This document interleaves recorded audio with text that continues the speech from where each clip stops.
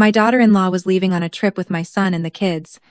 Before she left, she told me in her usual tone, "We won't be needing you this time, Eleanor. But make sure you leave the house clean." Those words hung in the air like stale cigarette smoke. It wasn't what she said, but how she said it. With that crooked smile she used whenever she wanted to remind me of my place in my own home. I was in the kitchen drying a plate that wasn't even mine. Chloe was carrying her designer suitcase, the one that cost over $1,000 from my savings, though she would never mention it.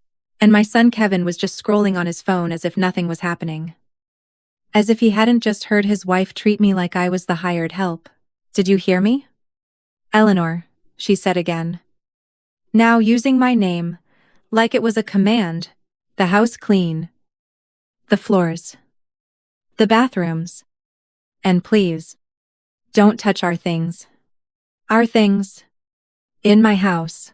But I didn't say anything. I just nodded, like I had for 2 years. Because that's what mothers do. Right. They keep quiet. They endure. They forgive. Over and over again. Kevin finally looked up. "Mom, are you okay?" I wanted to scream at him. I wanted to ask him at what point I stopped being his mother and became just another piece of furniture in his marriage. But I only smiled. "Of course. Honey, have a great time." The kids hugged me before they left. Caleb, at 12 years old, squeezed me tight. "I'm going to miss you, Grandma." Lily, the youngest, kissed my cheek. "Why don't you come with us?"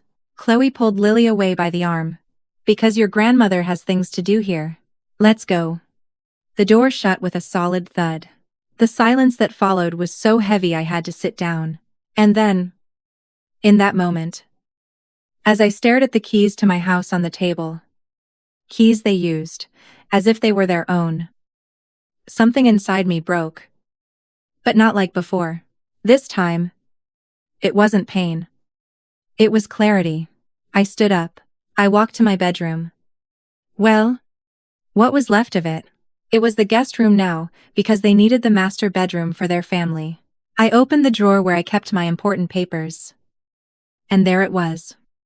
The deed to the house. In my name. It had always been in my name. I picked up the phone. My hands were shaking. Not from fear, but from something I hadn't felt in years. I dialed a number I had sworn I'd never call again. "Caroline?" I said when she answered. "It's me. It's Eleanor. And I need help." There was a long silence on the other end. Then, the voice of my sister, whom I hadn't spoken to in 15 years, sounded clear. "Eleanor.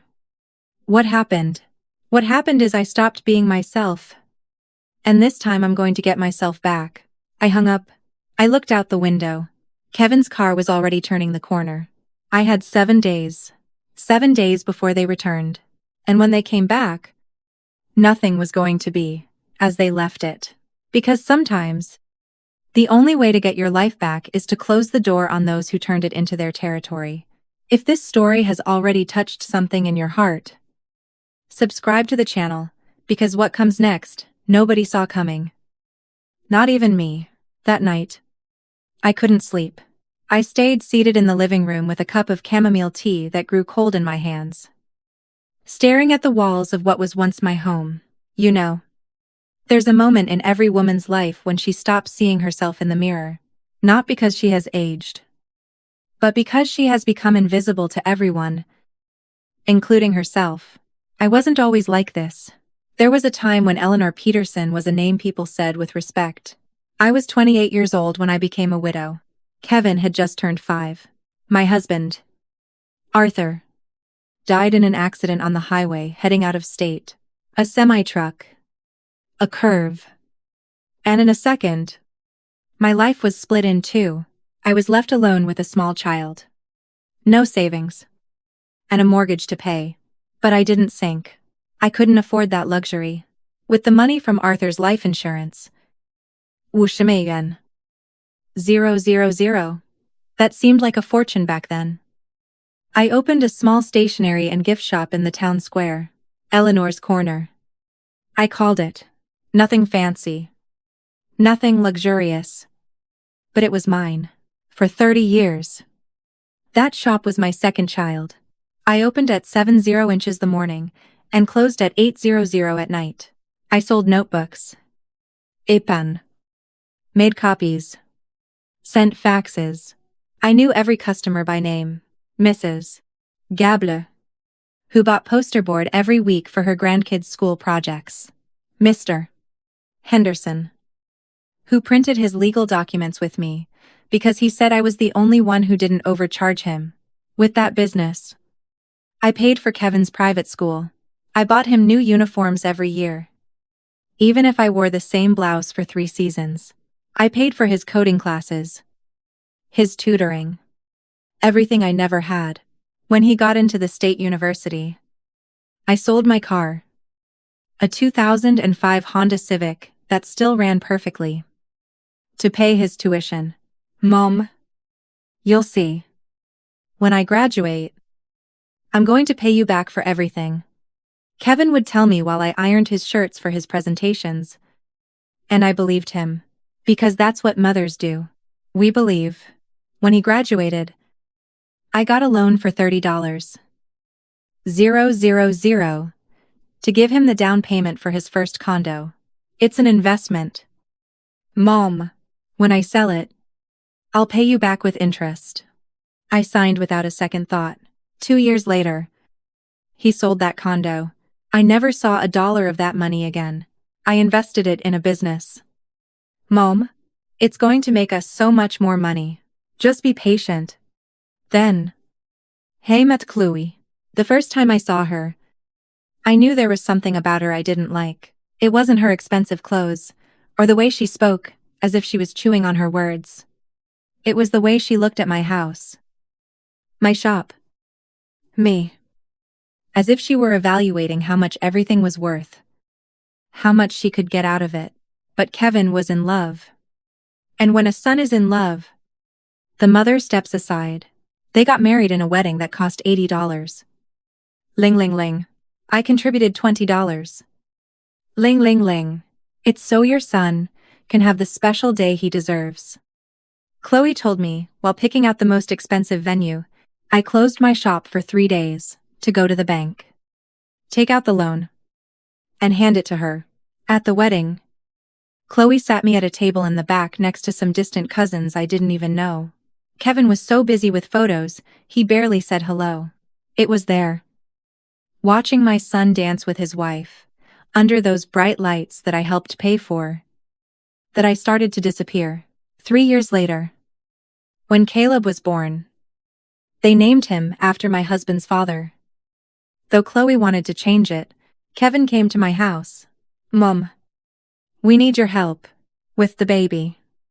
Chloe can't work. Could we stay with you for a few months? Of course. My son, this is your house. The months turned into years. And my house became theirs. I sold the shop a year ago. Chloe convinced Kevin it was time for me to rest. You've done enough. Eleanor, now we'll take care of you. But no one asked me if I wanted to rest. No one asked me if I wanted to keep working. Feeling the jingle of the bell on the door. The smell of fresh ink. In the conversations with my customers, who were more my family than my own blood. With the money from the sale. 150美元. Ling ling ling. Kevin invested in his business. Chloe bought new furniture for my living room. And I was left with $60. 0 inches in account. I barely touched, because every time they needed something, there I was. I stared at my reflection in the dark living room window. A 6-7-year-old woman with gray hair pulled back in a loose ponytail, wearing a robe that had seen better days. When did I stop being Eleanor and become the mother-in-law? Mom, I need money. The woman who cleaned bathrooms, she didn't dirty and cooked meals, no one thanked her for, but that night, sitting in the darkness of my own home, something changed. I remembered the woman who opened a shop with a child in her arms and fear in her chest. But who did it anyway? The woman who never gave up? Not when the bank denied her the first loan. Not when customers were slow to come. Not when the nights were so long, they seemed endless. That woman was still there. Buried. Quiet. Forgotten. But she was alive. And it was time for her to come back. Because you can take everything from a woman. Her house. Her money. Her time. But there's one thing you can never steal from her. The moment she decides she's had enough. The next morning, I woke up with a clarity I hadn't felt in years. The sun streamed through the window of my room. The guest room. I corrected myself bitterly. And for the first time in a long time, I didn't wake up thinking about what I had to do for them. I woke up thinking about me. I made coffee. Not the instant kind Chloe preferred, but the whole bean coffee I kept hidden in the back of the pantry. The kind I bought secretly because it uses too much electricity to grind it. Eleanor. The aroma filled the kitchen. And I closed my eyes. It smelled like freedom. I took an old notebook, one of the leftovers from the shop, and started walking through the house. My house. But this time, I didn't see it with the eyes of a mother or a resigned woman. I saw it with the eyes of an owner. A woman who had been dispossessed without even realizing it. I started in the living room. The modern gray sofa Chloe had bought with money from the business took up the center. My wooden rocking chair, the one Arthur had given me for our 5th anniversary, was shoved into the hallway. Covered with boxes of the kids' toys, I sat in it. It creaked as if it recognized me. As if it were asking, "Where have you been?" I wrote in the notebook. Rocking chair. Mine. I continued to the dining room. The table was new. Glass. More modern. According to Chloe. My pine table. The one where Kevin had done his homework for 12 years. Where we celebrated his birthdays with sheet cake and colorful candles. Was in the junk room. I went to see it. It was dusty. One leg was wobbly. I ran my hand over the surface and found something carved into the wood. K+M=love. Kevin and Mom. He had carved it with a nail when he was 8. I had scolded him. But secretly, I loved it. Now that table was junk to them. Pine table. Mine. I went up to the master bedroom. My bedroom. The one I shared with Arthur for 15 years. Now it was Kevin and Chloe's. The king-size bed they bought with the $2,000 they borrowed and never paid back took up the whole space. The walls were painted gray. Not the sky blue I had chosen, because it reminded me of happier days. I opened the closet. My clothes were compressed into one corner. The rest belonged to Chloe. Dress. Shoes. Bags. I counted 22 pairs of shoes. I had 3. In the top drawer, where I kept my important documents, I found something that made my blood run cold. A folder. Inside were papers. Printouts of emails. I read the first one. Kevin. My love. I finally convinced your mom to lend us another $5,000 for the business. She's so naive. She didn't even ask what it was for. I told her it was for expansion. And she gave it to me without a second thought. With this, we've gotten $12,000 from her. And the best part is, she thinks we're actually going to pay her back someday. The emoji. That laughing emoji. Laughing at me. My hands trembled so much, I dropped the paper. I took a deep breath and kept reading. I already spoke with the notary. If your mom signs the power of attorney, we're going to give her to streamline the will process. We can use the house as collateral for the loan. She won't even notice. It's our chance to get the money we need. I've almost got her convinced. I sat on the floor. Right there. On the floor of my own bedroom. Reading how my daughter-in-law and my son were planning to steal the only thing I had left. I didn't cry. I had no more tears left for them. I took the entire folder, put it in my bag, and went down to the garden. My garden, the one I had tended for 20 years. Where I planted roses. Yasmina. Bougainvillea. Now it was a play area, with a plastic slide and a deflated inflatable pool. The pots were thrown next to the trash can. The roses were dead. I picked up a pot. The soil was still there. I squeezed a fistful of dirt between my fingers and felt it. It still had life. Garden. Mine. I went back to the kitchen. I opened the cabinets. The porcelain dishes my mother had given me, the only thing I had left of her, were pushed to the very back. Replaced by modern dinnerware from IKEA. I took out one of my mother's plates. It had a crack. I remembered when it fell during an argument months ago, when Chloe yelled at me, "Why do you cook with so much salt? Eleanor, no one can eat this." That day, that plate cracked, and I said nothing. Now, I held it in my hands, as if it were gold. Mom's plates. Mine. I spent 3 hours taking that inventory. 3 hours, counting everything they had taken from me without asking. Not just things. Memories. Dignity.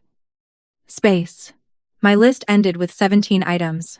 17 things that were mine, and had been relegated. Hidden. Forgotten. But there was something else on that list. Something I wrote at the very end with a steady hand. Eleanor Peterson. Mine. I sat down again in the empty living room, with the folder of emails beside me and my inventory notebook on my lap. I picked up the phone. I dialed Caroline's number. This time, she answered on the first ring. "Caroline," I said. "I need you to come over. I have something to show you."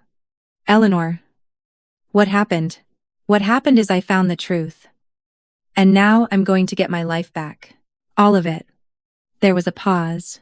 Then I heard her voice. Clear and firm. "I'm on my way. Give me an hour." I hung up. I looked around. This house had been my prison. But prisons only work when you don't realize the key has been in your own pocket all along. And I had just found mine. Because sometimes, the first step to getting yourself back isn't confronting the one who took everything from you.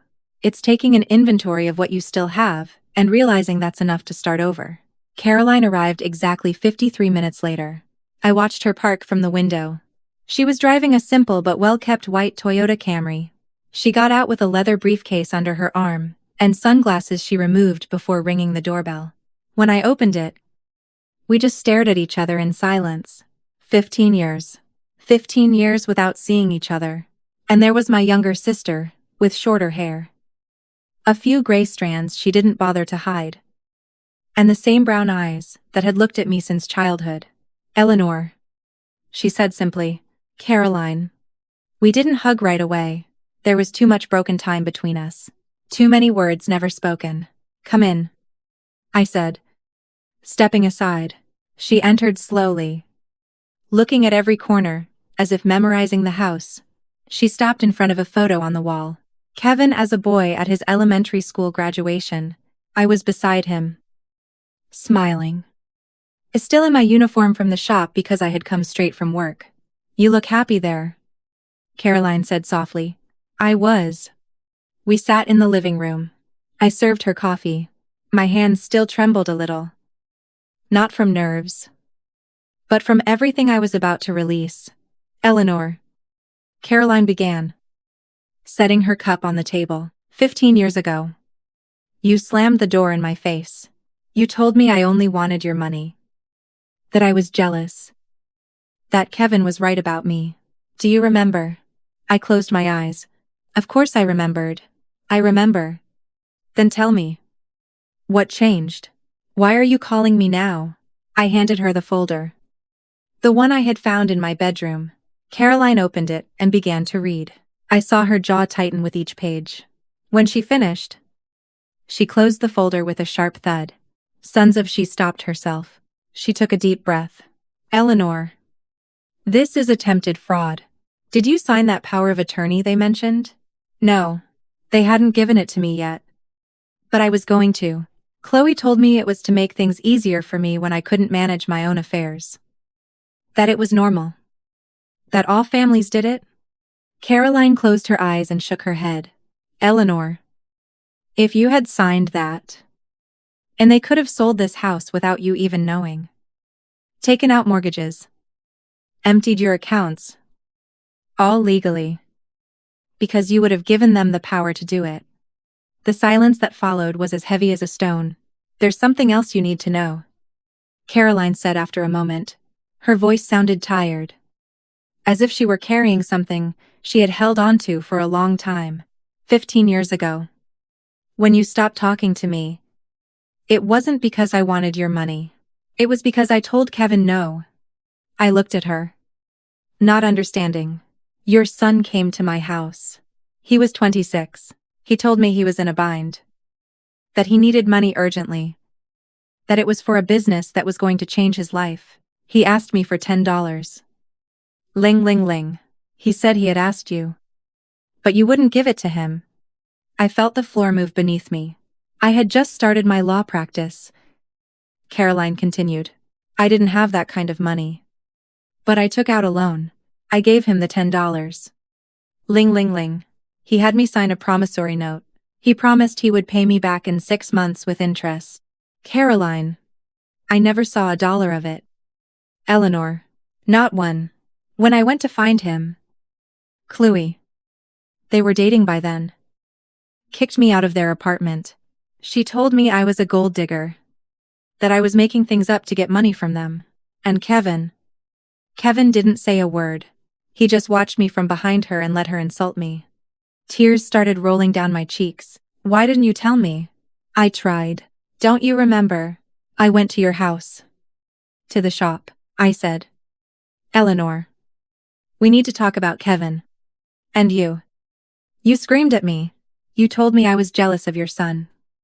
That I had always been the envious one in the family. That I couldn't stand to see you happy. Kevin had filled your head with lies. He told you I was inventing fake debts to blackmail him. I covered my face with my hands. Oh my God. Caroline. I didn't know. I know. That's why I'm here. She leaned forward and took my hands in hers. Eleanor. For 15 years I was angry with you. But I also missed you every single day. And when you called me yesterday, I knew you had finally opened your eyes. Forgive me. I whispered. Please. Forgive me. I forgave you a long time ago. What I didn't forgive was not fighting harder to make you see the truth. But now we can fix this. How? Caroline. He's my son. I know. And I don't want you to lose your son. But I also can't stand by and watch them destroy you. She opened her briefcase and took out a tablet. I'm a lawyer, specializing in family and estate law. And what I'm about to tell you isn't easy. But you need to hear it. This house is in your name. Right. Yes. Arthur and I bought it 35 years ago. When he died, it was left entirely in my name. Does Kevin pay rent? Do you have a lease agreement? Anything legal that authorizes him to live here? No. I just told them they could stay. Caroline nodded. Then, legally, you have every right to ask them to leave. It's your property. And with these emails you found, we have evidence of attempted property fraud. If necessary, we could even file a police report. I don't want to send my son to jail. Caroline. I know. And it doesn't have to come to that. But she looked at me intently. Do you want to keep living like this? Being the maid in your own house? Waiting for the day they ask you to sign a paper that leaves you on the street? I didn't answer because the answer was already clear. You have 7 days before they come back. Caroline continued. 7 days to reclaim your house. Your life. Your dignity. But you need to decide now. Are you going to keep being the mother who sacrifices in silence? Or are you going to be the woman who defends herself? I looked at my sister. The sister I had lost by believing lies. The sister who, despite everything, was here offering me her hand. I want to be Eleanor again, I said with a firm voice. I want to be me. Caroline smiled. For the first time in 15 years. I saw the smile I remembered from our childhood. Then, let's get started. We spent the rest of the afternoon planning. Caroline took notes, made calls, reviewed documents. Every so often, she would explain a legal point, and I would nod. I still not quite believing this was happening. When the sun began to set, Caroline closed her briefcase. We start tomorrow. I'm bringing a locksmith, a notary, and all the papers we need. But, Eleanor, there's something you need to understand. When you do this, there's no going back. Kevin is going to react badly. Chloe. Worse. It's going to hurt. It already hurts. I replied. It's been hurting for years. But this pain. This one is different. This pain has a purpose. Caroline hugged me. And this time, I hugged her back. Tightly. Like sisters. When she left, I was alone in the house. But, for the first time in a long time, that loneliness didn't feel like abandonment. It felt like preparation, because some people come into your life to rescue you. And sometimes, those people are the same ones you let go of years ago. All you need is the courage to call them back. Tuesday dawned differently.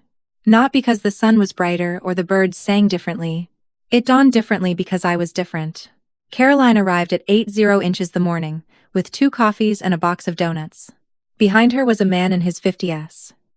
Wearing blue overalls and carrying a toolbox. This is Tony. Caroline introduced. Best locksmith in the city. And more importantly, he's discreet. Tony greeted me with a firm handshake. Mrs. Peterson. With your permission, we're going to change all the locks. The main one. The back door. The windows. Everything. When I'm done, you will be the only person with keys to this house. I stared at the door. In the same door, Kevin and Chloe had walked out of 3 days ago. The same one they closed, without looking back. Do it, I said. While Tony worked, Caroline spread papers out on the dining room table. First things first, she said, placing the deed to the house in front of me. This property has been in your name since 1990. 35 years. There are no other names on the title. Not Kevin's. Not Chloe's. Nobody's. It's yours. Completely. But they live here, I said. Still, with that voice of doubt that had accompanied me for so long. They live here because you allowed it. That's called a verbal tenancy, at will. But since there's no contract, they have no possession rights, legally. They are guests. And guests leave when the owner decides. She passed me another document. This is a friendly eviction notice. It's not a lawsuit. It won't go to court.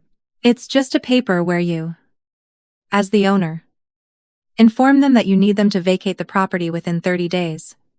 30 days. It's the legal minimum to not seem arbitrary. But Caroline looked at me seriously. You don't have to give it to them if you don't want to. This is just in case you need legal backup. My recommendation is that when they return, you talk to them, explain that this is your house, and you need your space back. If they react poorly, then we use this. I nodded, though my stomach churned at the thought of that conversation. Now, the second thing. Caroline took out the folder of emails I had found. This is evidence of conspiracy to commit property fraud. With these messages, we could file a criminal complaint. But that would mean Kevin would have a record. He could even go to jail. No, I said immediately. I don't want that. I know. But you need to keep this stored in a safe place, because if they react violently, if they try to do anything against you, this is your protection. Understand? I understand. Tony finished with the front door. All set. Mrs. Peterson. Give it a try. He handed me 3 new keys. I held them in my hand. They were heavy. Real. I locked the door and unlocked it again. The sound of the deadbolt was different. Firmer. As if the house itself were saying, now. You're protected. Now. We need to talk about money, Caroline said when we sat down again. How much do you have saved? 60,000 yuan. 0 inches the bank. Does Kevin have access to that account? I froze. I don't know. Years ago, I gave him a supplementary card for emergencies. Caroline was already dialing her phone. We're going to the bank. Now. In less than an hour. We were at the branch. The bank teller, a young woman named Fernanda, looked up my account. Mrs. Peterson. I see there's an additional cardholder named Kevin P. Peterson. He has the same access as you. I felt the air leave my lungs. Can I cancel it? Of course. It's your account. I can do it right now. Please. Do it. Fernanda typed something on her computer. Done. The card has been cancelled. I also recommend you change your PIN and activate text alerts for any transactions. There's something else. Caroline intervened. We need to open a new account in my sister's name only. At a different bank. 2 hours later. 60,000 were in a new account at a different bank with a card that only I knew about. Now. He can't touch you, Caroline said, as we left the bank. Your money is safe. But I still didn't feel safe. I felt like I was betraying my son. Caroline must have seen something in my face because she stopped in the middle of the sidewalk and took me by the shoulders. Eleanor. Listen to me carefully. Protecting what's yours is not betrayal. Setting boundaries is not cruelty. What we're doing is justice. It's taking back what they never should have taken from you. We returned to the house. Tony had already finished with all the locks. He handed me a set of 6 keys. Your fortress is ready. Mom, he said with a smile, after he left. Caroline and I stood in the middle of the living room. And now I asked, now, you reclaim your space. We spent the rest of the day reorganizing. We brought the rocking chair out of the hallway and put it back in the living room. We moved Chloe's gray sofa to the junk room. We brought my pine table into the dining room and cleaned every inch until it shone again. We went up to the master bedroom. Caroline looked at me. Do you want your room back? I looked at the king-sized bed. I looked at the closet full of Chloe's clothes. And for the first time, I said what I really thought. I want them gone. We started packing. Not with violence. Not with revenge. With respect. But with firmness. We folded every garment. Every sheet. We put it all in boxes. Her shoes. Her perfumes. Her things. By Wednesday night, my bedroom was mine again. I had put on the blue sheets I loved. The photos of Arthur were back on the nightstand. The scent of lavender that always relaxed me filled the space. I sat on my bed. My bed. And I cried. But not from sadness. From relief. Something's missing. Caroline said on Thursday morning. What? Security. She brought a technician who installed 3 cameras, 1 at the entrance, 1 in the backyard, 1 in the living room. They connect to your phone. You'll be able to see everything in real time. Isn't that overkill? Not when there's $150. 000 at stake, and documented attempted fraud. Eleanor. You need to protect yourself. On Friday, Caroline had another idea. Do you remember the shop? Your customers. Of course. Do you still have their contacts? Some. Why? Because when Kevin and Chloe come back, they're going to try to discredit you. They'll say you're crazy. Sénile. Manipulated. You need people who will speak for you. People who really know you. I spent the afternoon calling old customers. Mrs. Gabler. Mr. Henderson. Mrs. Sylvia. The teacher. Anna B1. I told them what was happening. Anna B1. They told me. Count on me. Eleanor. On Saturday, 6 days after they left, the house was unrecognizable. It was my house again. Caroline stood watching everything with her arms crossed. How do you feel? Scared. I admitted. They come back tomorrow. I know. But look at everything you've accomplished in 6 days. You reclaimed your house. Protected your money. Changed the locks. Installed cameras. Gathered support. Eleanor. You built your freedom. She was right. But still, my heart beat like a drum when I thought about seeing Kevin walk through that door. What if I regret it? I whispered. What if I see him and I can't do it? Caroline hugged me. Then you'll have me. And you'll remember why you started this. Not for revenge. For dignity. That night, I couldn't sleep. I sat in my living room. In my rocking chair. Staring at the door. Tomorrow, when they tried to open it with their old key, they would find a new lock. And on the other side, a new woman. 2. Because freedom isn't a gift. It's built brick by brick. Decision by decision.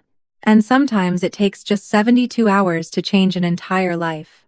Sunday dawned with a clear sky that seemed to mock the storm I felt in my chest. Caroline arrived early with grocery bags. We're going to cook, she said. You need to stay busy. Or you'll go crazy thinking. She was right. My hands were shaking as I peeled potatoes. Every time I heard a car pass on the street, my heart leaped. What time did they say they were arriving? Caroline asked. Kevin sent me a text last night. We'll be there. Around 5:00. Mom, we're grabbing a bite on the way. I looked at the clock. It was 10:00 the morning.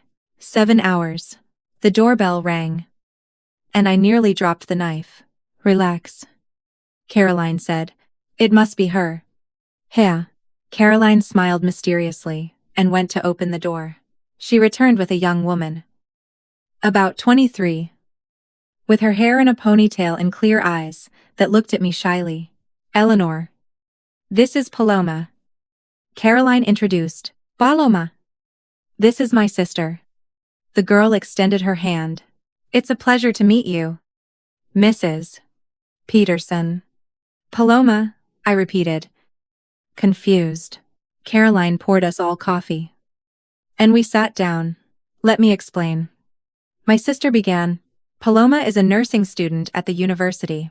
She just moved here from out of state for her clinicals at the general hospital. She needs a safe, clean place to live that's close to the hospital. And one that won't cost an arm and a leg because she's barely getting by on her scholarship. I looked at the girl. She had a kind face. The kind that still smiles, even when life isn't easy. I don't understand what this has to do with me, I said. You have 3 bedrooms in this house. Caroline continued. One is yours. The other was Kevin and Chloe's. And the third? The one that was the kids' dacasero. Is also vacant. What if you rented out a room? I was speechless. Rent? Caroline. I've never. Hear me out. First, it would give you a fixed monthly income. Paloma can pay $750 a month. That's the going rate for a room in this neighborhood. Second, you'd have company. You wouldn't be alone in this big house. And third, Caroline leaned forward.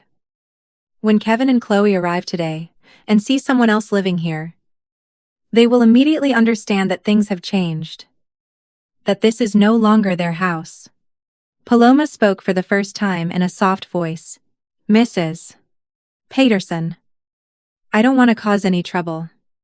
But I promise I'm very tidy and respectful. I study a lot. So I'm very quiet. And well, my mom had a stationery shop back home. Lupita's Corner. It was called. You met her many years ago when you went to a conference there. I looked up. Surprised. Lupita Mendoza. Your mom is Lupita. Paloma's eyes filled with tears. She passed away 2 years ago. Cancer.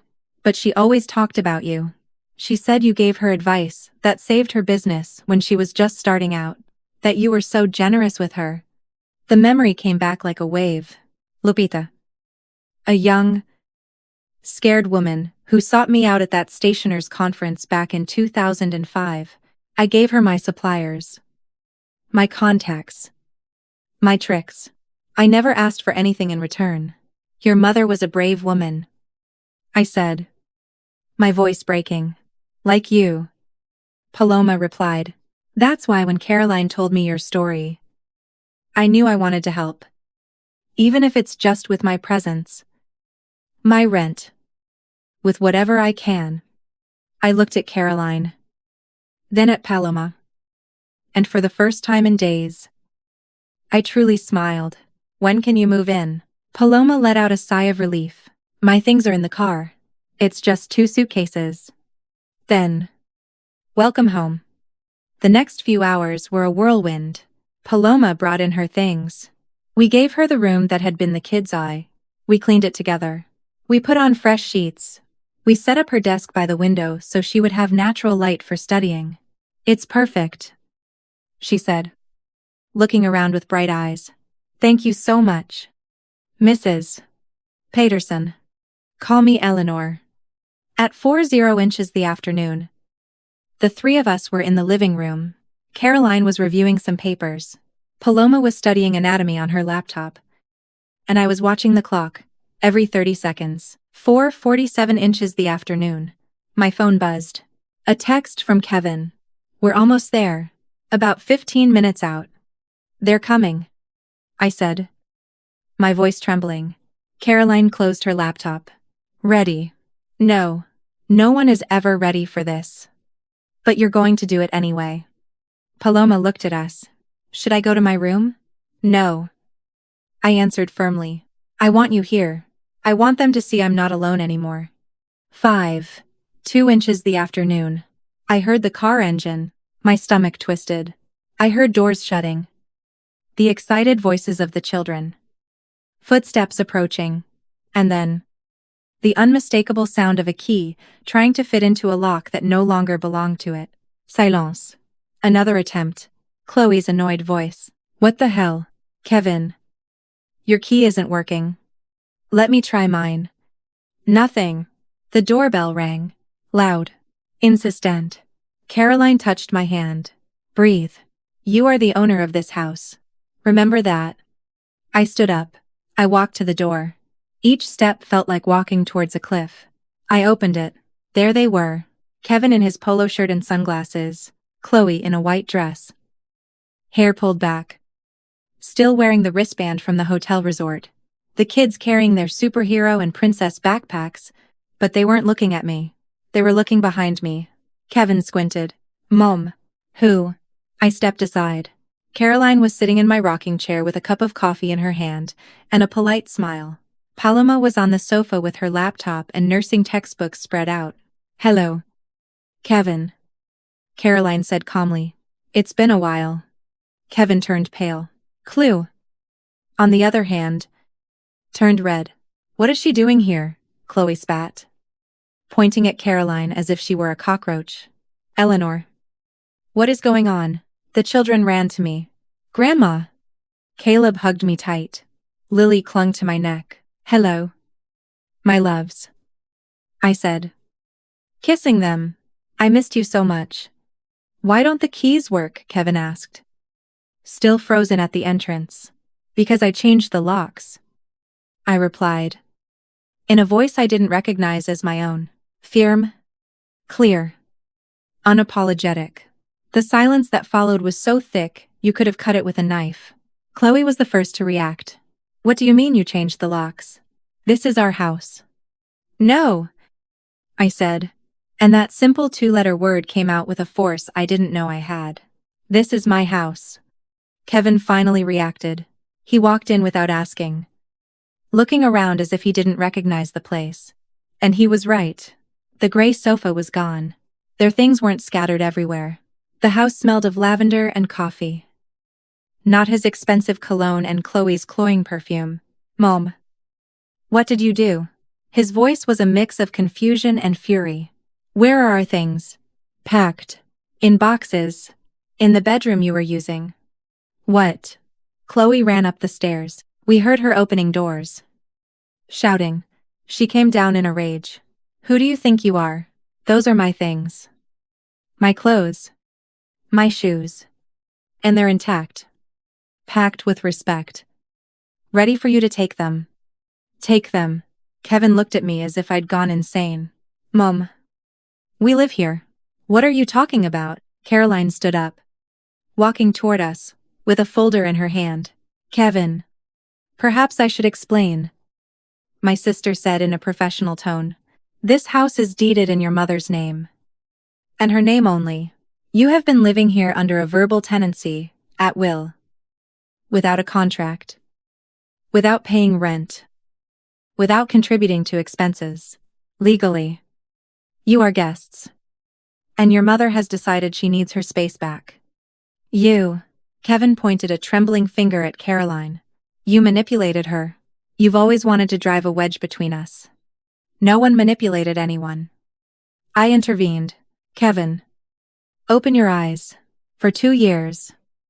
You treated me like I was your employee. Like this house was yours. Like I didn't matter. We gave you a roof over your head. We took care of you. Chloe shouted. The bitter laugh that escaped my throat surprised even me. You gave me a roof. Chloe. This is my roof. And the only thing you've done is take everything from me under it. Paloma stood up, nervously gathering her things. Excuse me. I think it's better if I... No. I said. Paloma. Stay. They need to know I'm not alone anymore. Kevin looked at her. And who are you? I'm Paloma. I rent a room here. Chloe let out a hysterical laugh. You rent? Did my mother-in-law open a hotel now? Your mother-in-law took back her house. Caroline corrected. And she has every right to do whatever she wants with it. This isn't over.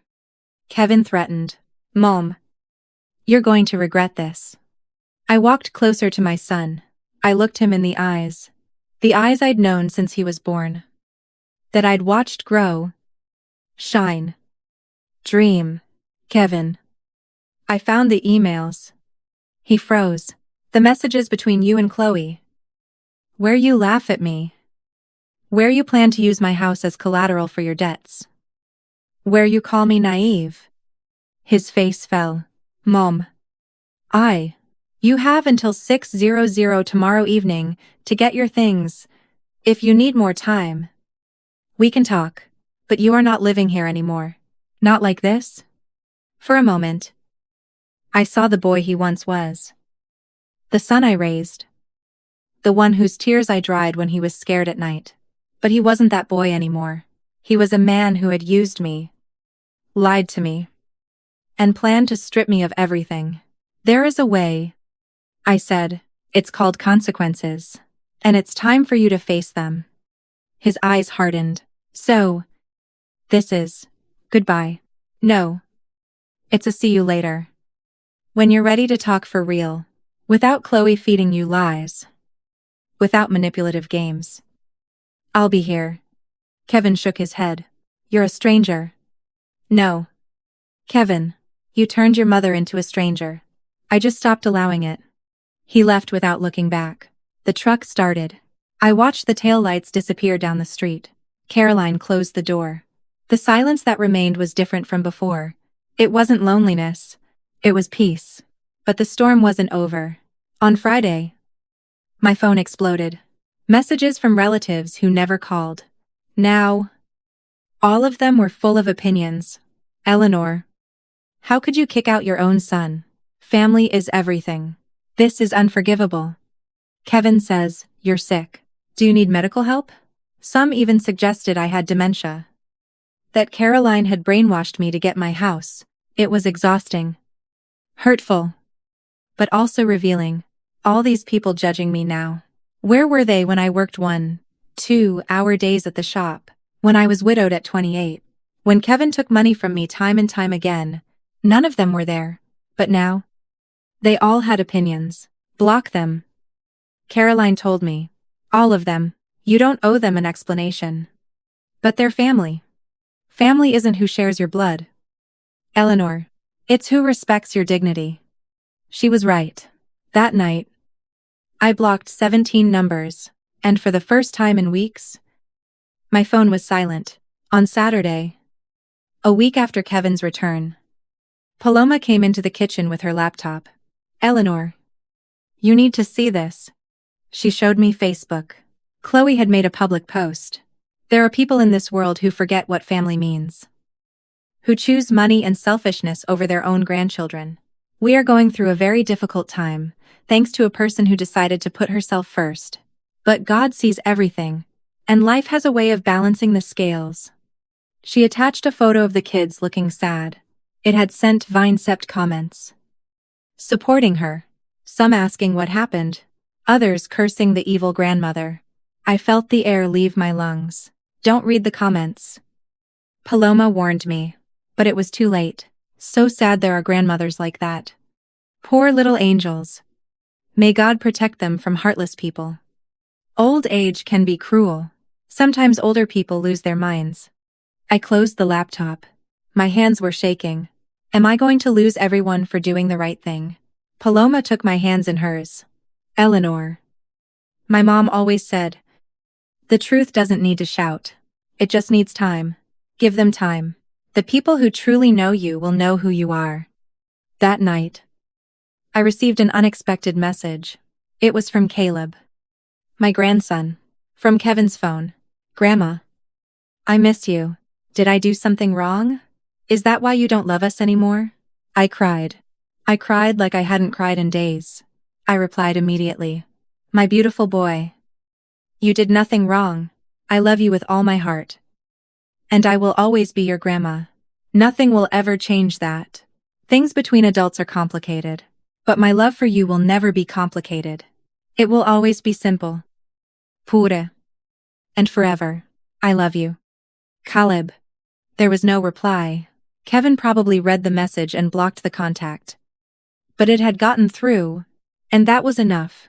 1 week. 7 days of attacks. Lease. Manipulation. But I was still standing. And my house? My real house. It was still mine. Because when you decide to take back your life, not everyone will understand. Some will attack you. Others will judge you. But the ones who matter, the ones who truly love you, will stay. And discovering who they are is the most painful and necessary gift life can give you. 2 weeks after Kevin left, the storm still hadn't subsided. But it had changed shape. It was no longer shouts and slammed doors. Now, it was something quieter, more venomous. It was the silence of those who stopped calling, the averted gazes of neighbors when I went to the store, and the WhatsApp messages left unread by cousins who used to share jokes with me. On Wednesday, I went to the farmer's market. Mrs. Miller, the woman at the vegetable stand, who had known me for 20 years, barely greeted me. Good morning, Mrs. Miller. Morning, she replied curtly without looking me in the eye. I bought tomatoes, onions, peppers. As I went to pay, I heard her low voice talking to the woman next to her. That's the one who kicked out her son and grandkids. They say she's lost her mind. I felt a bucket of ice water being poured over me. I paid in silence and left. By the time I got home, tears were already rolling down my cheeks. Paloma was studying in the living room. When she saw me, she closed her book. What happened? I told her. She shook her head. People talk without knowing. But they talk. What if they're right? Paloma. What if I'm the one who's wrong? Did you take back what was yours? Yes. Did you set fair boundaries? Yes. Did you hurt anyone without reason? No. Then you're not wrong. You're being slandered. Which is different. But the words, though true, didn't take away the pain. On Thursday, I received a call from my old friend Estella's home number. I hadn't seen her since Christmas. But we had been friends for 30 years. Hello, Eleanor. It's me. Her voice sounded distant, cold. Estella. How nice to hear from you. I'm not calling to catch up. I'm calling because Kevin came to my house yesterday, crying, telling me everything you did to him. My stomach twisted. Estella. If you'll just let me explain. I don't need you to explain anything. I've known that boy since he was a baby. I know what kind of son he is. And frankly, Eleanor, I'm disappointed in you. A mother doesn't do what you did. A mother also doesn't deserve. Don't interrupt me. I called to tell you not to count on me for anything. I don't want to know someone capable of doing that to their own flesh and blood. She hung up. I stood there, phone in hand, trembling. Caroline arrived that afternoon and found me sitting in the rocking chair staring at the wall. What happened? I told her about Estella. About Mrs. Miller. About all the small stabs that felt worse than a direct blow. Caroline sighed. Kevin and Chloe are doing exactly what I expected. A systematic smear campaign. They're going person by person. Crying. Playing the victim. And what do? Nothing. I looked at her. Confused. The truth doesn't need an active defense. Eleanor. It just needs time. Eventually, people will see who Kevin really is. But you have to be patient. I don't know if I can. I couldn't eat dinner that night. I went to bed early. But sleep wouldn't come. At 11:30. My phone vibrated. An unknown number. I hesitated. But answered. Hello. Silence.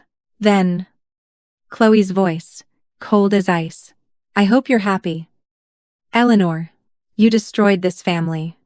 Chloe, how did you get this number? It doesn't matter how. What matters is that you know the kids are not okay. Caleb won't eat. Lily cries every night asking for you. Is that what you wanted? My heart clenched. Chloe, I never wanted. Yes. You did. You wanted to punish us for not being your little lapdogs. Well, congratulations. You succeeded. But when those kids grow up and hate you, remember this moment. Let me talk to them. No, you don't have that right anymore. You earned this. She hung up. I sat in the darkness, shaking, the phone still to my ear. Had I done the right thing? Or was I really destroying my family? On Friday, something changed. I was having breakfast when a message came through on the family WhatsApp group. The group with everyone. Cousins. Uncles. Nephews. The one that used to be for birthday wishes and reunion announcements. Kevin had written. Family. It is with great sadness that I have to inform you that my mother is going through some mental health issues. We have tried to help her. But she refuses. She is now living with strangers in the house. Referring to Caroline and an unknown tenant. If anyone can talk to her and make her see reason, I would appreciate it. The children need her. He attached a photo. It was me. Taken from outside my house through the window. I was in my pajamas. Hair uncombed. Looking tired. He had spied on me. He had come to my house in secret and photographed me without my consent. I felt a mix of disgust and terror. The messages started pouring in. Oh. Poor Eleanor. Old age is cruel. Can't we do something legal? Take her to a doctor. Kevin. We're here for you. That's not your mom. It's the illness. I couldn't breathe. I grabbed the phone and called Caroline. When she answered, all I could say was, they're destroying me. 20 minutes later, she was at my house. I showed her the group. The messages. The photo. Her face hardened in a way I'd never seen. This has crossed the line. This is defamation. Invasion of privacy. And harassment. What do I do? First, you leave that group. You do not participate in their circus. Second, we document everything. Screenshots. Dates. Times. And third, she paused. We need evidence of your mental lucidity. How? You're going to see a doctor, a psychiatrist. Ideally, they will do a full evaluation. And when you walk out of there with a certificate stating you are perfectly sane, Kevin will have nowhere left to hide. The following Monday, I was sitting in the office of Dr. Goder, Patricia Hernandez, a psychiatrist with 30 years of experience. She asked me questions. Many questions about my life, my family, my recent decisions. She had me solve logic problems, remember sequences, talk about my emotions, 3 hours later, I walked out with an official document. The patient, Eleanor P. Peterson, aged 67, presents with full mental faculties, intact memory, adequate logical reasoning, and complete capacity for decision-making regarding her assets and her life. No evidence of cognitive decline, dementia, or psychiatric alterations that would compromise her judgment was found. She is in full possession of her mental and legal faculties. Signed, sealed, and with a professional license number. When I showed it to Caroline, she smiled. This is gold, Eleanor. Pure gold.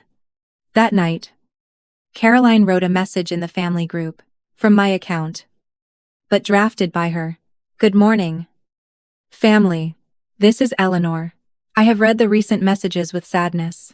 It hurts me to be spoken of as if I were incapacitated, when the reality is very different. I am attaching a recent psychiatric evaluation that confirms I am in full possession of my faculties. The decisions I have made regarding my property are my own, conscious, and fair. I respect that everyone has their opinion, but I will not allow myself to be defamed. I wish you all the best. I attached the PDF of the medical certificate. The silence that followed was deafening. No one replied. But 3 people left the group, including Kevin. On Wednesday, something unexpected happened. I was watering the garden when a car pulled up in front of my house. 2 figures got out. It was Caleb and Lily. Alone. I ran to them. Kids, what are you doing here? Where are your parents? Caleb, a 12, looked older than I remembered. More serious. We ran away. Grandma. How? Dad and Mom went to run an errand. They left Lily with the neighbor and me at home alone, because I'm old enough. I went and got Lily, and we took an Uber. I had $30 saved up from my birthday. Lily hugged my legs, crying, Grandma, I miss you. Why don't you visit us anymore? I knelt in front of them, tears rolling down my face. My loves, I've missed you every second of every day. Mommy says you hate us, Lily said with a trembling voice. She says we're not your family anymore. That's a lie. A very big lie. You are, and always, will be my family. Caleb looked at me with eyes that seemed too old for his age. Grandma, I heard the fights. I heard Mom telling Dad they were going to get money from you. That you were dumb. I didn't understand before, but I do now. I froze. Caleb. And I also heard Mom tell Dad that if you kept refusing to give them money, they were going to tell everyone you were crazy. That it was the only way to get you committed, so they could keep the house. The world stopped. Are you sure of what you heard? Yes.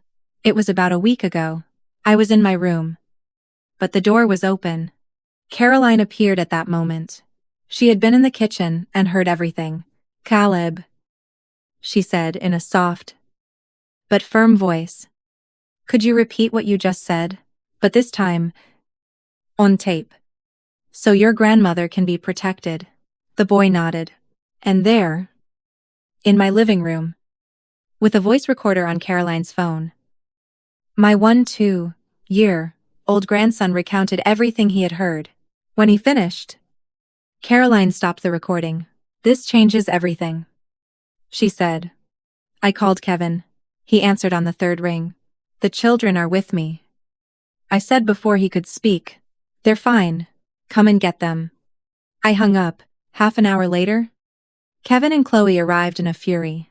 They banged on the door as if they wanted to break it down. I opened it with Caroline by my side. How dare you keep them here without our permission? Chloe screamed. They came on their own, I replied calmly. Because you manipulated them. No, Caleb interrupted, stepping out from behind me. Because we wanted to see our grandma. Because you were lying to us. Kevin turned pale. Caleb, be quiet. You don't know what you're talking about. Yes, I do.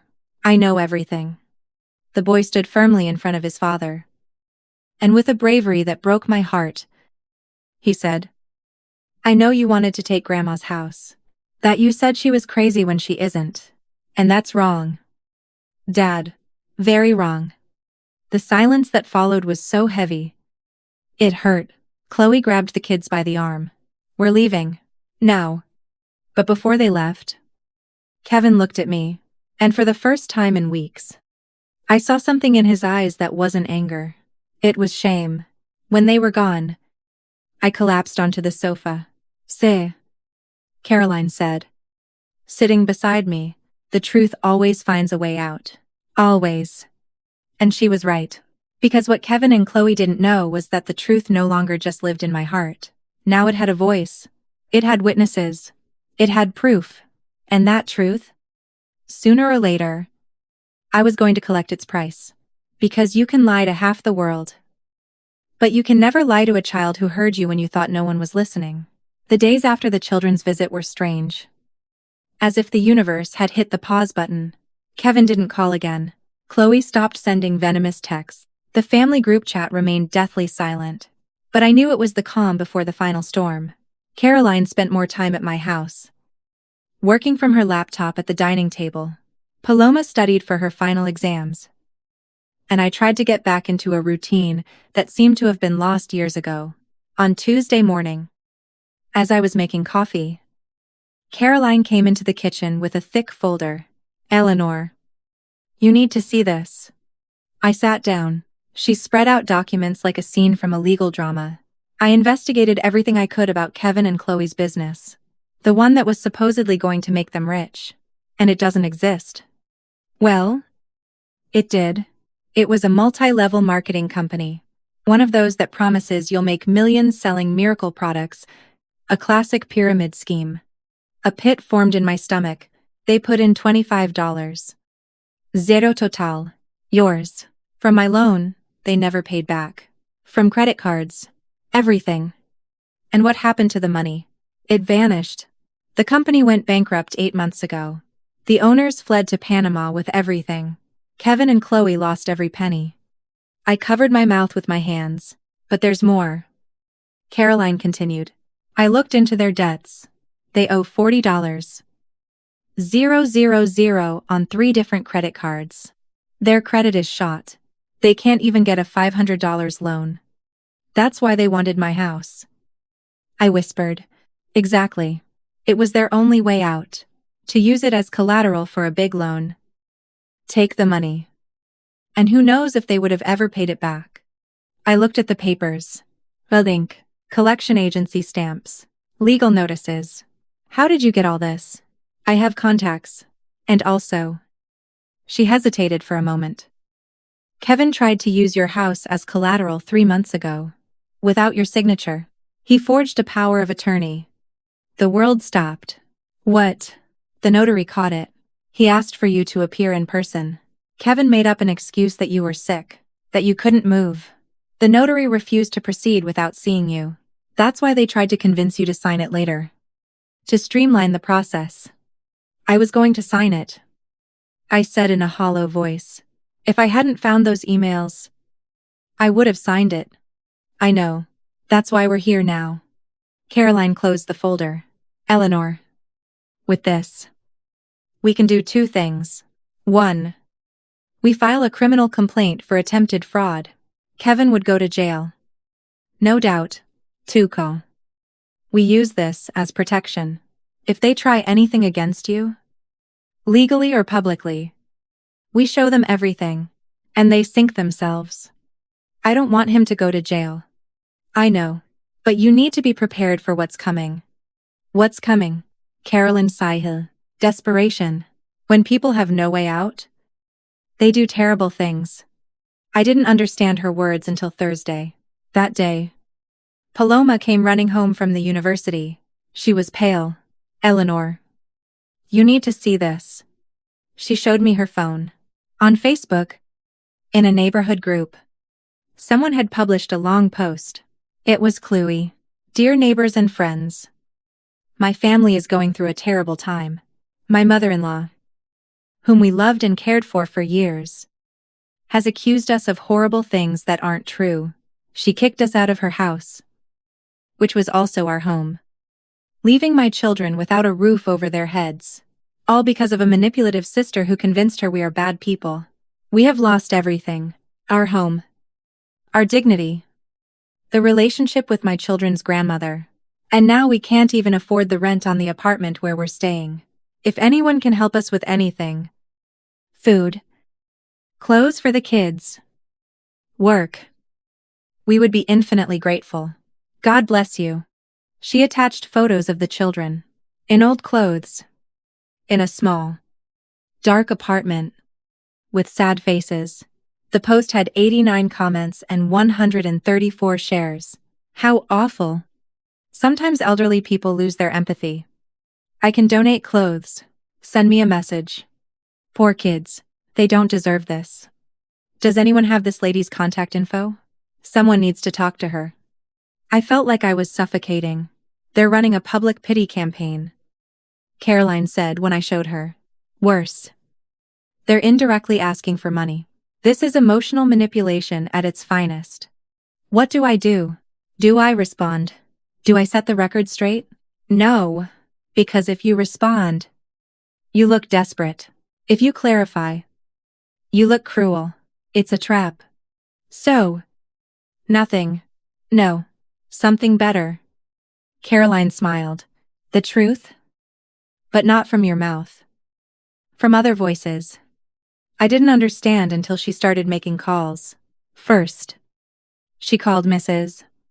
Gabler, my old customer from the shop. She explained everything. Mrs. Gabler, without my knowing, wrote a comment on Chloe's post. I have known Eleanor Peterson for 25 years. She is the most hard-working, honest, and generous woman I have ever met. If she made that decision, it was because she had very valid reasons. Don't be fooled by a single version of the story. Then, Mr. Henderson, Eleanor saved my business when no one else would help me. She is a woman of her word and has a good heart. Don't believe everything you read. Mrs. Sylvia, the teacher who had bought school supplies from my shop for 15 years. I know this family, and I know Eleanor. There is much more to this story than they are telling. Be prudent before you judge. One after another. My old customers? People I didn't even know remembered me. They began to defend me. Not with attacks. Not with aggression. Just with testimonials of who I really was. By the evening, Chloe's post had a completely different tone. The new comments were cautious. Some even questioning her version. Sounds like there are two sides to this story. If so many people speak well of the lady, something doesn't add up here. Why don't you show proof of what you're saying? Chloe deleted the post that same night. On Saturday, 3 weeks after it all began, I received an unexpected call. Mrs. Peterson, this is Fernanda from the bank. Yes. Hello? I wanted to inform you that someone attempted to access your old account. The one we closed. They used old passwords and correctly answered the security questions. Who? I can't give you that information over the phone. But the attempt was blocked. I just wanted you to know that someone has your sensitive information. Please change all your passwords. I hung up, my hands shaking. Kevin. He had tried to steal from me. Caroline arrived half an hour later. I told her. Her expression hardened. That's it. This has to end. How? With the full truth. Face to face. That night, Caroline drafted a text. She sent it from my phone to Kevin's. Kevin. We need to talk. The three of us. You. Chloe. And me. No kids. No third parties. Monday at 1000 a.m. At my house. If you don't show up, I will proceed legally with everything I have. The choice is yours. The reply came 5 minutes later. We'll be there. Sunday was the longest day of my life. I couldn't sleep. I couldn't eat. I just walked around the house, rehearsing in my mind everything I was going to say. Paloma made me calming tea. It's going to be okay. Eleanor, the truth always wins. And if it doesn't? Then it wasn't the truth. Caroline arrived early on Monday. She brought her folder of documents, her recorder, and something else. A notary. A notary, I asked. Just in case.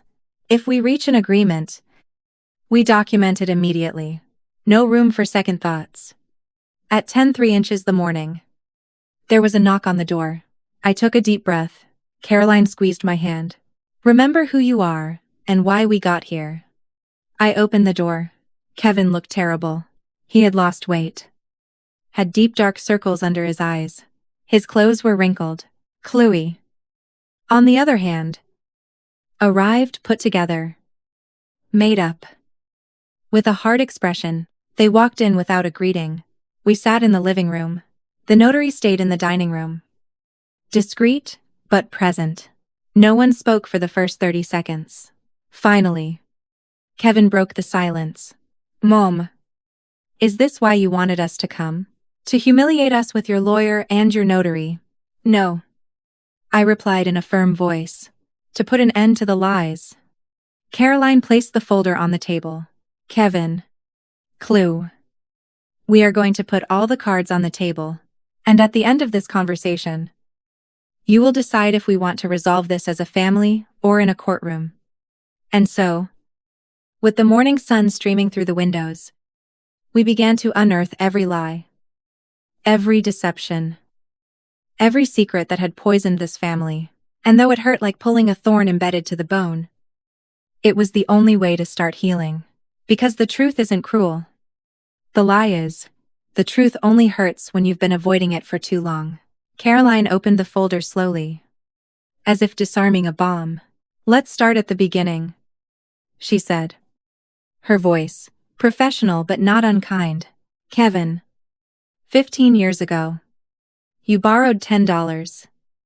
000 from your aunt. You never paid her back. Kevin opened his mouth. But Caroline held up a hand. Then. Your mother gave you $30. 000 for the down payment on your condo. You promised to pay it back. You didn't. Then. Archer. 000 for the wedding. Another 5. 000 for the business. Adding up everything your mother gave you in cash, loans, and direct payments. It comes to $67. Ling ling ling. In 8 years. Chloe tried to interrupt. She gave it to us. They were never loans. There are text messages where you yourselves call it borrowed money. Caroline cut her off. But let's continue. The business. That multi-level marketing company, you sank almost $25. 000 into. It went bankrupt. You lost everything. Correct? Kevin nodded, staring at the floor. Now you owe $40. 000 on credit cards. You can't get any credit. And 3 months ago, you tried to use this house as collateral for a loan, without Eleanor's signature, with a forged power of attorney. Kevin turned pale. I was going to ask for her permission. Liar. Caroline snapped. The notary has a record of you saying she was sick. That she couldn't come in. That's fraud. Kevin, that's jail time. We weren't going to do it. Chloe shouted. We were just exploring options. With forged documents, I said. Finding my voice. With my forged signature. You looked me in the eye for months, knowing you were planning to steal from me. And you laughed at me. I showed them the printed emails. The same ones I had found weeks ago. Kevin read them. I saw his face change. First, confusion. Then horror. Chloe, you wrote this. It was a joke, she said, her voice trembling. A joke. My voice broke. Calling me naive is a joke. Planning to steal my house is a joke. We weren't going to steal it. We just needed a big loan to get out of this hole. With my house as collateral, without asking me. And if you couldn't pay, I would lose my home. The silence that followed was so thick. It hurt to breathe. Caroline continued. Relentless. Then came the smear campaign, telling the whole family Eleanor is senile. The photo taken without permission. The Facebook post begging for pity and money. And the attempt to access her bank account last Friday. Kevin looked up sharply. What? I didn't. Chloe looked away. It was you. Kevin said to his wife in a voice I had never heard from him. Cold. Broken. We needed the money. We're about to be evicted from the apartment. And for that, you were going to steal from my mother. Your mother has money, and we have nothing, because we lost it all on your stupid ideas. Kevin stood up, trembling. The multi-level marketing business was your idea. We're going to be rich. You said, we just need an initial investment. I believed you. And now we're ruined because of you. Don't put all the blame on me. You wanted the easy money. Too. But I didn't want to steal from my mother. That was your idea. Wasn't it? Chloe fell silent, looking at him with eyes full of rage. And in that moment, I saw something I never thought I would see. Kevin choosing. He turned to me.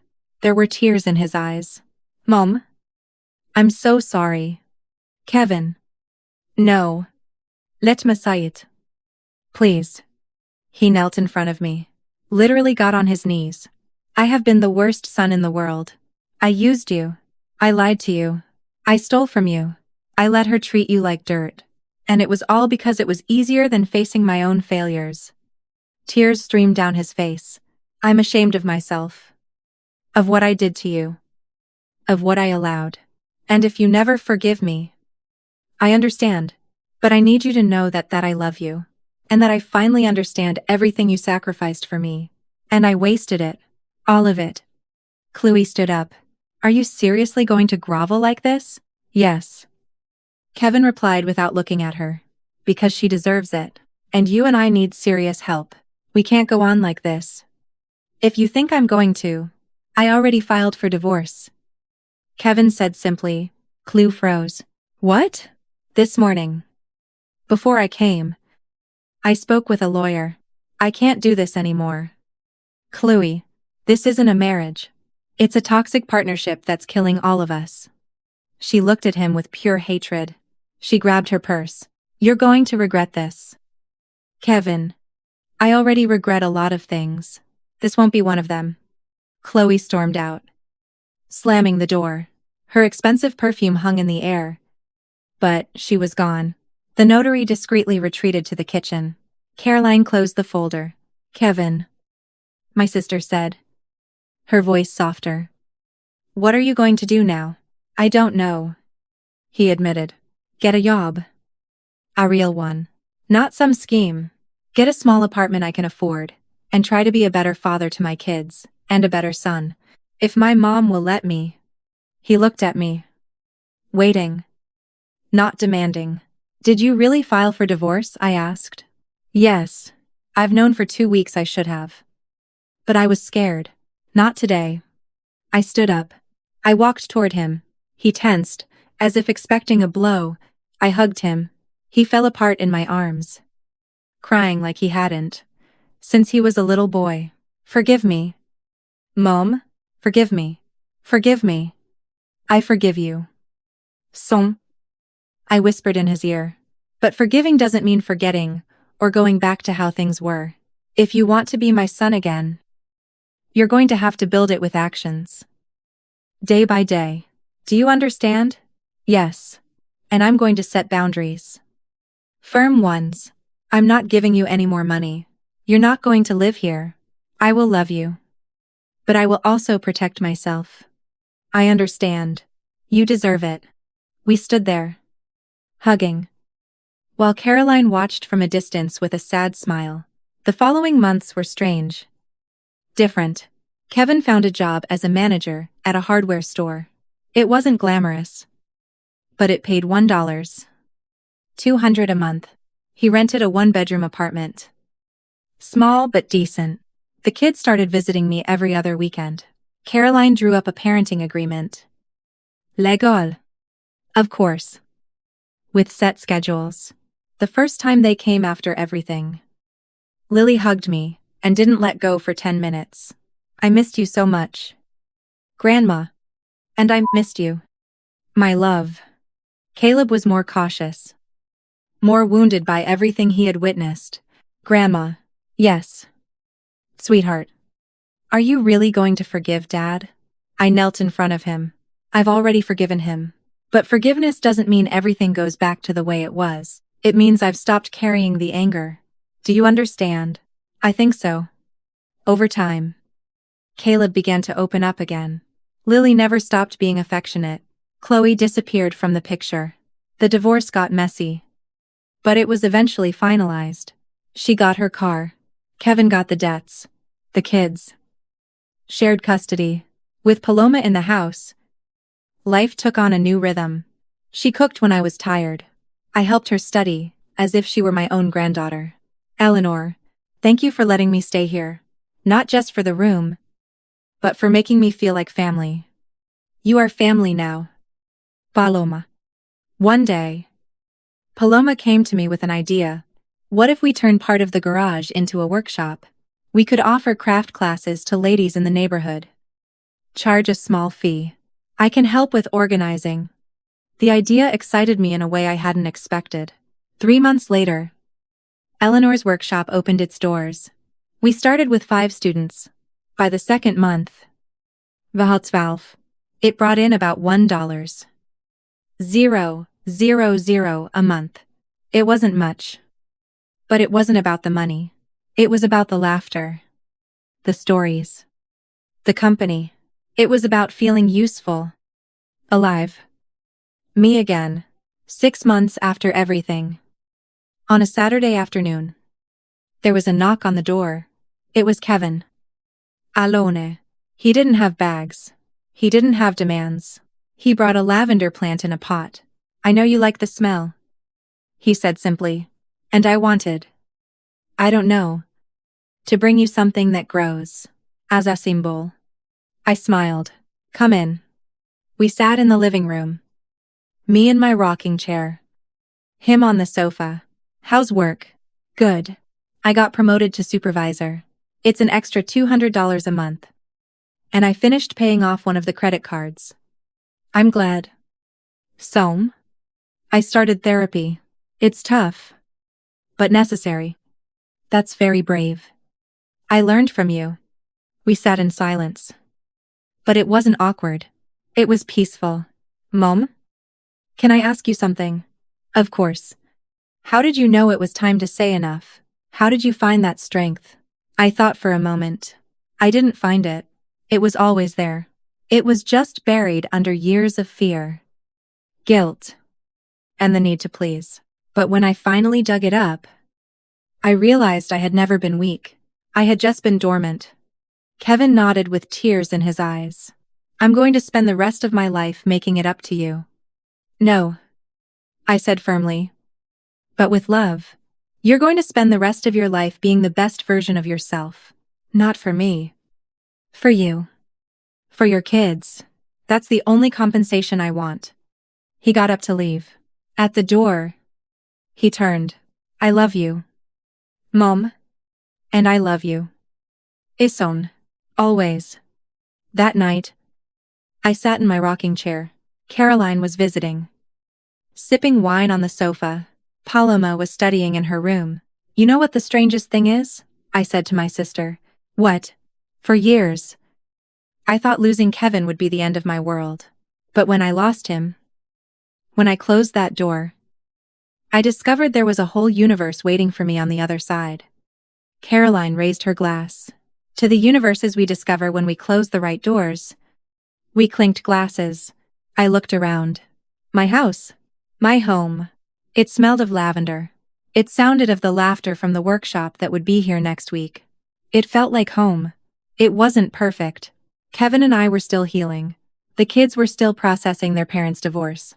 Chloe still posted nasty things about me on Facebook. Though no one paid attention anymore. But I was at peace. Because I had done the hardest thing a mother can do. I chose myself without stopping loving my son.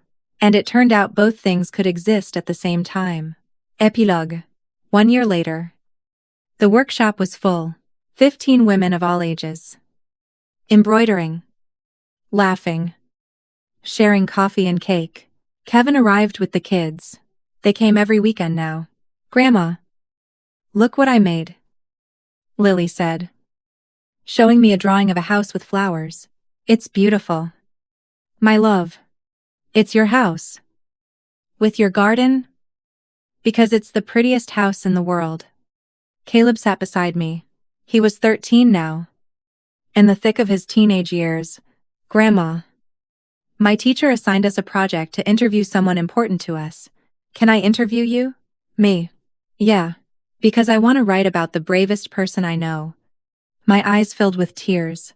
It would be an honor. That night, after everyone had gone, I went out to the garden.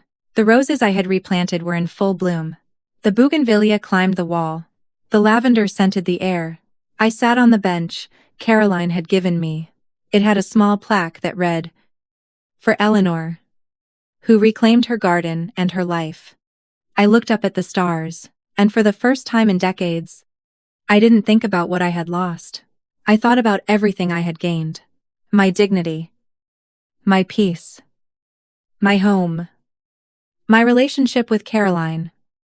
A new friend in Paloma. A workshop full of women who called me their teacher. A healthier relationship with my son. The pure love of my grandchildren. And most of all, I had won myself back. I closed my eyes and breathed deeply. The air smelled of damp earth and flowers, and I smiled. Because true wealth isn't in what you own, but in what you refuse to let anyone take from you, and I had reclaimed the most valuable thing of all. My right to live in peace in my own home. Being simply me. Sometimes, the happy ending isn't getting back what you had. It's discovering you deserve something much better.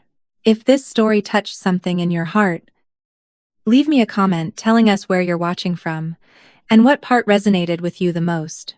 Give it a like if you believe there are stories that need to be told. And subscribe to the channel to continue sharing stories of life, dignity, and second chances, because we all deserve to know that it's never too late to reclaim our home. And when I say home, I'm not just talking about walls. I'm talking about that inner peace that no one should ever be able to steal from you. See you in the next story. Take good care, and remember, you deserve to bloom. 2.